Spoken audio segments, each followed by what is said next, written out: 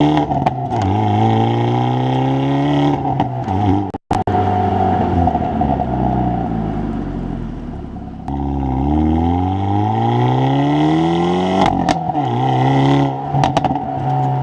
Elantra N got some updates for 2024.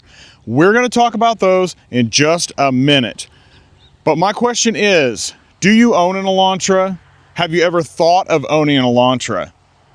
The Elantra N, at the price point and the performance that this thing puts out, is probably the best deal out there on the market. Now let's talk about the new things that this got, and then we're going to talk about that performance that you can get from this thing. This is my first experience with the Elantra N, and I am thoroughly impressed. Now this color is called Performance Blue. Now, I think it's pretty cool if it was in your garage as a weekend warrior, weekend fun car type of thing. This blue with the red trim on it, I think looks awesome. Could I have it as my daily driver? Probably not. I would probably go for the white one that you see out there. I think it looks really, really nice. But let's talk about the updates for 2024. And we're going to start out with the new front fascia. So you have a new front bumper and a new LED headlight system. Looks really nice. Like I said, I do like that red stripe going across there. Just contrasts with the blue really, really well. The next thing we're going to talk about is you also have a new rear bumper with a new redesigned rear diffuser. You got dual exhaust coming out here, and then you look up to the top, you do have some updated tail lights also, and then you've got this really cool wing up here that I love.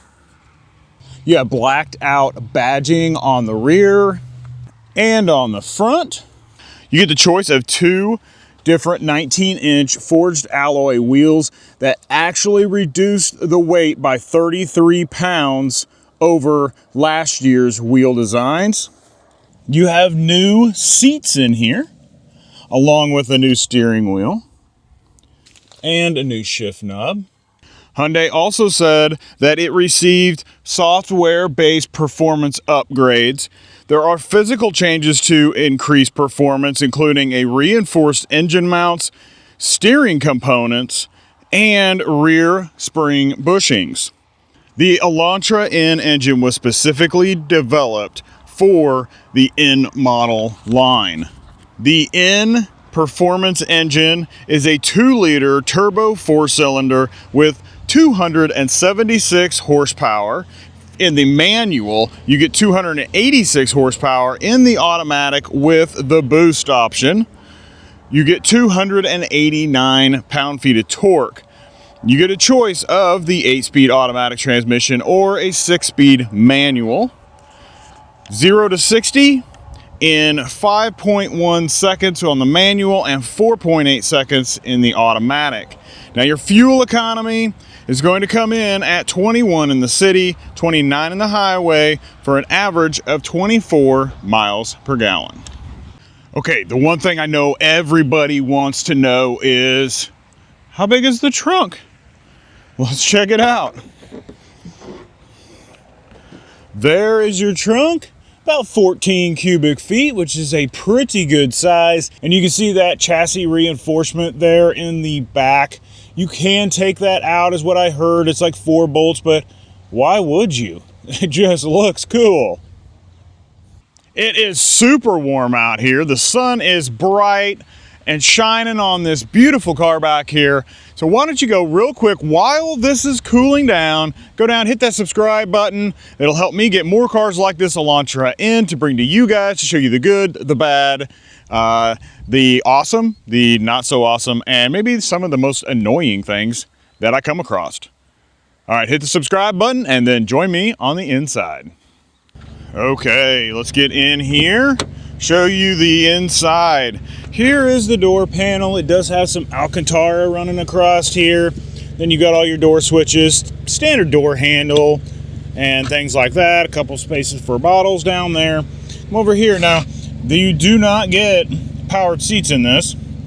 So you have this handle that adjusts The backrest, you have this that raises you up and down. It's kind of a pump lever, and then you do have a standard bar to get you into position. So no power in this one here. Now you do see that, hey, 3 pedals, because this is the 6-speed manual transmission. And these are the new seats. So you see it's got the N up here. I like that. That's pretty cool. And Alcantara all through the center of it, and leather on the outside. Okay, let's get inside in the cool air and check out this stuff a little bit closer. There's the passenger seat. I just noticed this kind of like striping that's going through here. That's pretty cool. And your carpet mats all say Elantra N on them. All right, we come across here. You do have the Hyundai dual screen. Now, there's not a huge amount of things that you can do on the driver's display here, but a couple things that you can do. You can change the drive modes, change the gauges. So there's your sport. That turns everything red. You have an eco mode and then normal mode. Now, the cool thing is the N mode back here, this N button right here, that's going to engage the N gauges. So we're going to do that right now. There is your N gauge. So you get oil temperature, engine temperature. Looks like you've got some track times on the right side. And then everything else going across the bottom that you would need to know. Your engine is in sport, your steering's in sport, your suspension's in sport, all across the bottom there. So we're back in normal now. In the center of the 2 gauges is where all your information is. So you have your trip, since refueling, current trip, then you have a digital speedometer, and then since the last reset. So it automatically changes when you refuel. So that automatically changes, and then every time you take a trip, every time you start the car up, you have a current trip. So that keeps track of everything pretty well. All right, so let's scroll across here. With your menu button, you have a compass, you have tire pressure. There is your driver assistance features, and there you can list your turbo and your torque, which is pretty cool. Oil temperature, all of your N-gauge things that you have on here, and then back to your trip information. So that's it on that. So we're going to pan back and we're going to look at this steering wheel. Now, this is supposedly a new steering wheel for this year, or a redesigned steering wheel for here. I will try to put up a picture of the previous one, just so you guys can see this, because this is my first Elantra N that I have been in. One thing that I do like is that you can see your stocks back here. You can see what's written on them pretty easily, so they're in a good position. So you have driver assistance features on this side, which this does have lane centering on it. And then on this side, you have your radio controls and your voice recognition. Now over here, this is a little magnet. Now, it's a metal plate. You have to have a magnet on the back of your phone to stick to that.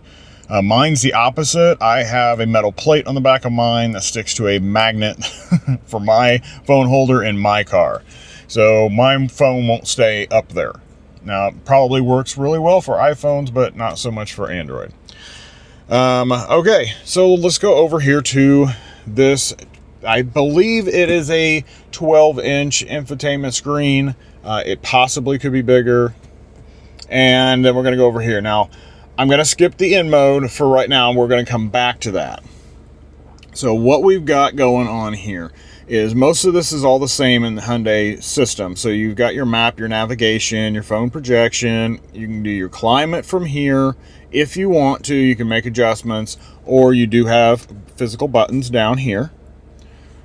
So at least you have that option to do one or the other. You have a quiet mode. So it only puts sound in the front seat. So if you have kids or someone sleeping in the back, then you can actually just do the speakers in the front. That is a nice feature. We're going to go to setup, because setup is where a lot of the fun stuff happens to be. So here's all your driver assistance features. So you have You can do your speed limit assist and that type of stuff and warnings. You've got your drive mode right here, which will tell you when it changes. Active sound design, that is a sound that is projected inside of the car, so you can actually hear the engine noise.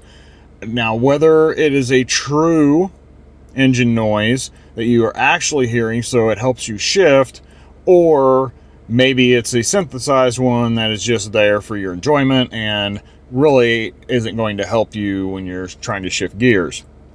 But I'm going to turn that on the largest change so we can hear that later when we drive.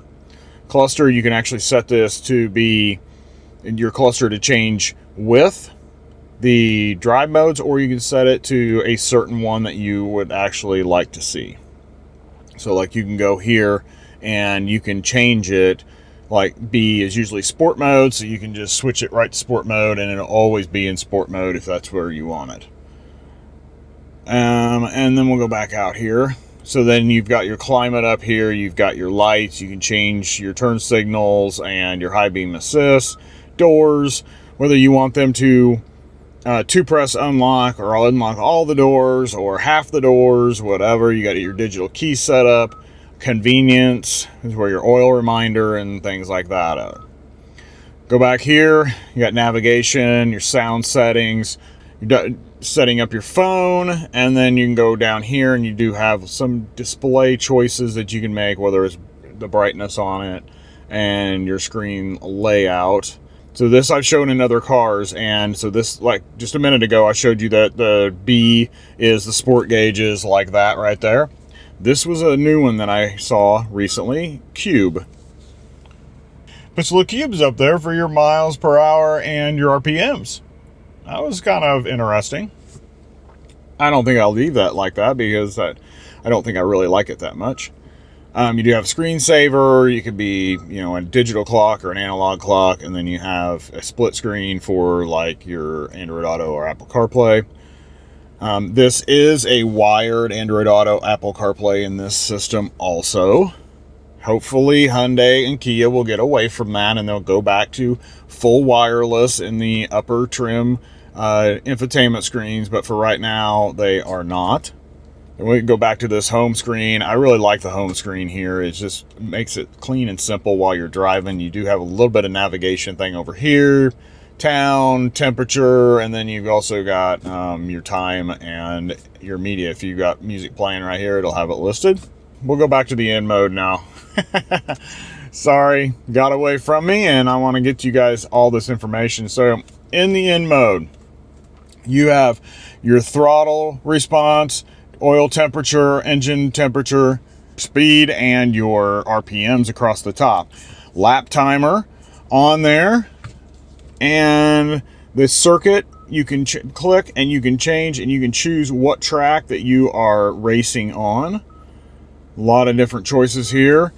Your brakes, your lap timer, record manually, record it automatically. This is pretty awesome. It's got a lot of stuff. There you can put a great big on your screen there. We've got one swipe over, see what we got going on here. So here's where you can set up all your custom things. So if you go to custom 1, and you can get those things set up. So this is all on Sport Plus, and the electronic stabilization is off, which is pretty cool. It makes it a lot of fun to drive the car. You do have launch control in this and a G-force map, which is pretty cool. Performance options. Launch control helps drivers accelerate rapidly from a standing start. Set the engine RPM for launch, and right now it is set on 4,000 RPMs to launch. That's pretty cool. You do have a shift light, so you can actually turn that on if you want to, and it'll tell you to shift at 6,700 RPM. And then that's the active sound design. All right, that is all your in options, but wow, that looks like it's going to be a lot of fun on a track day.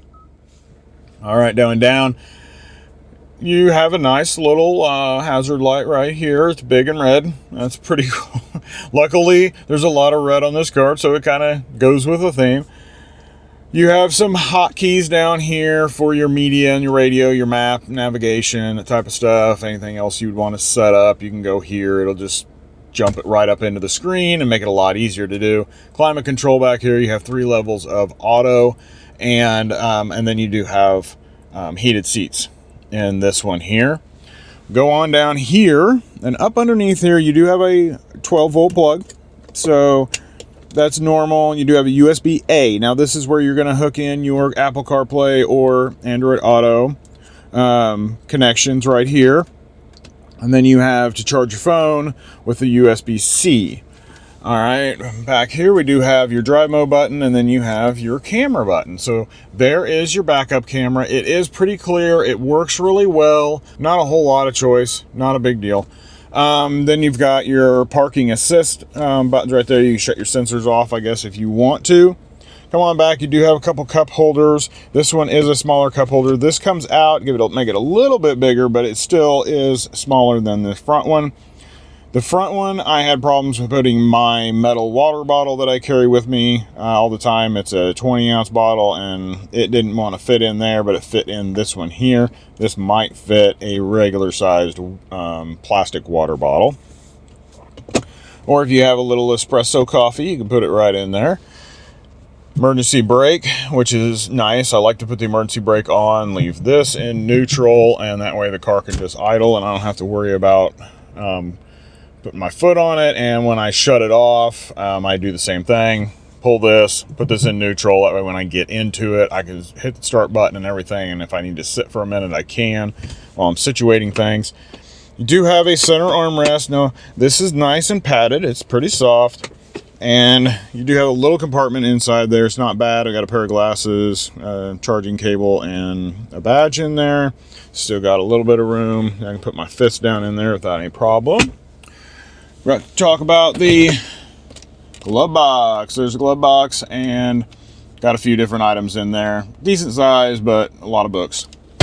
Well, that covers the inside, and now I'm going to go sit in the back and see, is this a sports sedan for families? Can adults ride back there, or your adult children ride back there? I'm about 6 foot tall, so let's go see how well I fit back there.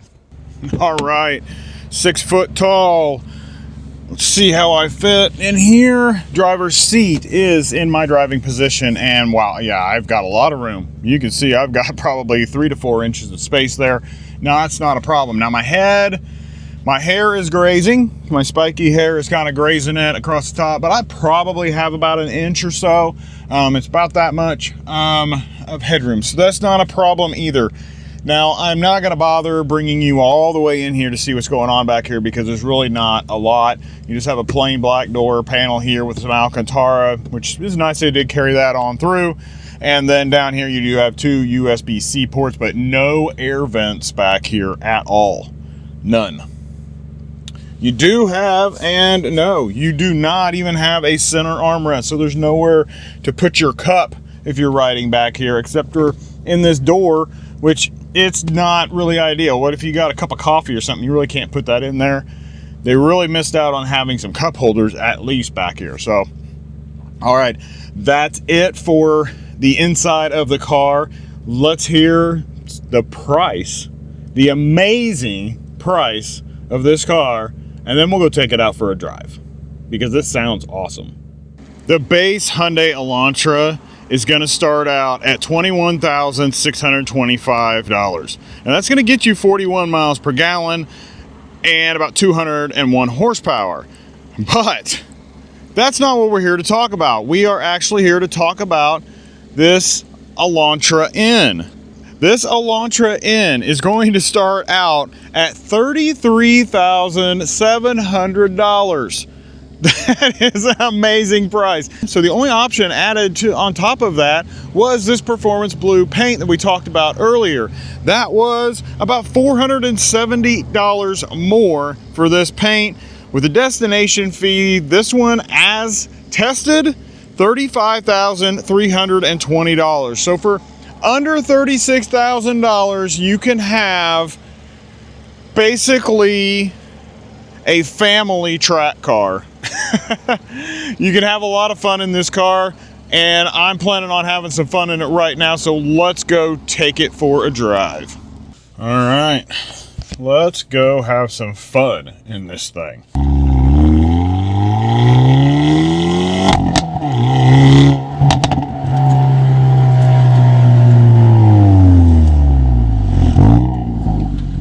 First gear is a little funny to find in this clutch. I did not have as much problem in the Toyota Supra, but this one, I have a little trouble finding the right point to shift with. So it's been a while since I've driven stick shifts. I had the Supra, it went great, but this one I've had a little bit more trouble with getting out of first gear. Not giving it quite enough, not letting off quick enough, but when we get our 0 to 60 up here, this is going to be pretty fun. Okay, we're going to pull right out here and we're going to go. 3, 2, 1, go.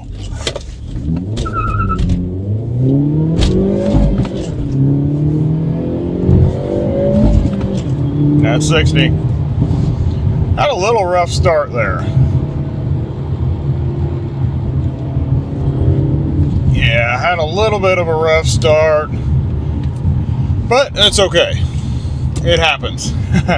Only had this car for a few days and getting used to it now. So yeah, I really do enjoy driving this car. It is a lot of fun. Now, is it my taste? No. I actually would prefer a Supra, but for the money, you're looking at a Supra $60,000, where you're looking at this and having a lot of fun in this at $35,000, $36,000, fully loaded, basically. So under $36,000, you can have this car right here and have a lot of fun. Now, there are a few things that I've had a little bit of a problem with, and that is the cup holders. You have to have cup holders. I mean, I understand you have to have them, but where these are at, when you're trying to shift, your arm is right on top of the bottle. So that is not the best situation there. That's not the best idea. Could be a lot better, I guess, if you want to say that. You could find maybe somewhere else to put them, or maybe just put one. But either way, where these are at, they are kind of in the way. Aside from that, all the shifting is perfectly fine. The first gear I have a little trouble with, just because it's me trying to adapt to where this clutch was versus the last one that I had, and causing me a little bit of problem. But other than that, that's just a me thing. But all the other gears have no problem shifting through. And the one thing that I am completely amazed with is that the fact that these stick shifts now, I can go cruise through a town in 6th gear at 35 miles per hour and it'll do just fine. Back 20 years ago, if you tried to do that even in 4th gear, you'd be bogging along and you'd be bouncing and the car wouldn't want to go and everything like that. So they've made huge strides in these cars, and the software that runs these with rev matching in some cars and things like that, they've really done an amazing job. The seats in here are very, very comfortable. At first, when I got into them, I felt like they were a little narrow on me, but now that I've been driving, I've actually got comfortable in them, and they do feel really good, and they do hug you really well. It's not too tight. If you are a little bit bigger person or a larger person, then yeah, you might have a little bit of a trouble. It may feel like you're being pinched too much or not, or whatever, but if you are an average size person or smaller, you're going to feel great in here. As we saw, there's plenty of room for adults in the back, so this is a family sedan that you can take out and have fun on the track if you want to.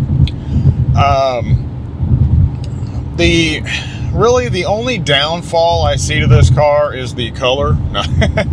No, everybody has their choices of colors, and this blue is not my favorite, but it looks awesome though. It really does with the red trim. It's just wouldn't be my choice. Driving dynamics are great. I don't have any problems going around corners, going around curves and stuff like that at a higher than expected speed. It takes it. and so it's giving me more. So the dynamics in here are excellent. So whatever was in it before, they adjusted all of this and put the new stuff in for 2024.